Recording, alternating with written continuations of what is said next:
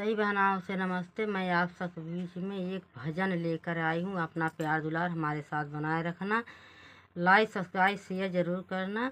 मेरे गीत सुनने के बाद कमेंट में ज़रूर बताना। लक्ष्मण के गोदिया लिहले राम, तनि मुख बोला भैया।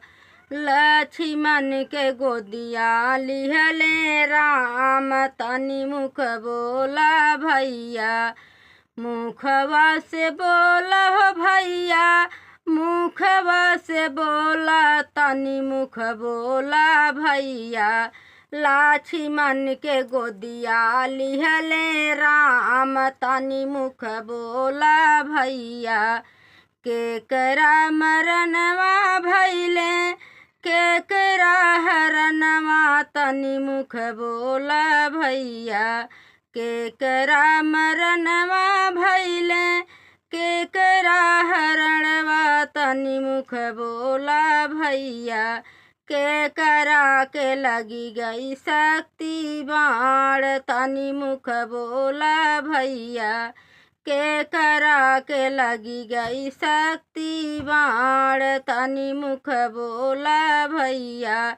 लक्ष्मण के गोदिया लिहले राम, तनि मुख बोला भैया। लक्ष्मण के गोदिया लिहले राम, तनि मुख बोला भैया। दशरथ मरनवा भैले, सीता का हरणवा, तनि मुख बोला भैया।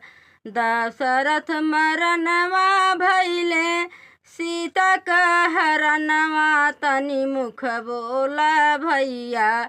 लक्ष्मण के लगी गई शक्ति बाण, तनि मुख बोला भैया।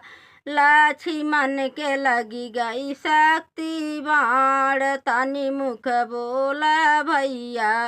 गोदिया में लिहलनी लक्ष्मण के गोदिया लिहले राम, तनि मुख बोला भैया। लक्ष्मण के गोदिया लिहले राम, तनि मुख बोला भैया। सही बहनाओं से नमस्ते।